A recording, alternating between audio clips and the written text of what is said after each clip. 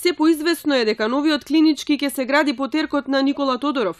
Објектот најверојатно ќе никне на локацијата што ја зацрта екс-министерот, а на која со години зија е празна дупка. Од владата ниту демантираат, ниту потврдуваат, но деталите што ги соопштија околу изградбата на клинички се речиси идентични со оние што ги акцентираше претходната владеачка гарнитура. Вчера представници на Банката на Советот на Европа на владина седници им презентирале неколку опции за новиот клинички, а конечната ќе биде избрана до крајот на февруари.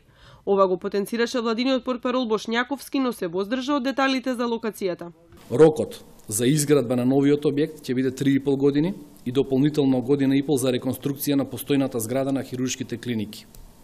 Вредност на проектот е 120 милиони евра, од кои што 70 милиони евра се кредит, остатокот е од буџетот на Република Македонија. Во новиот објект ќе бидат инкорпорирани 21 клиника, а на постојните сегашни локации ќе останат клиниките за детски болести, кардиологија, инфективна, максилофацијална. Извори за Телма тврдат дека актуелната влада се обидела да го раскине договорот за нов клинички, но банката ги предупредила дека тоа ќе значи повлекување на проектите и од други министерства, а во прашање ќе ги доведат и средствата од Светска банка.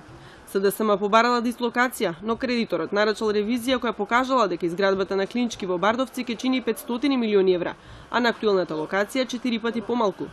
Доколку го раскинат договорот со изведувачот и распишат нов тендер, владата може да се соочи со тужба од конзорциумот кому му беше доверена изградбата на објектот. Избрани беа Бетон и Границ, здружени со италијанската Инсосистеми, а договорот со нив беше потпишан на 19 мај минатата година.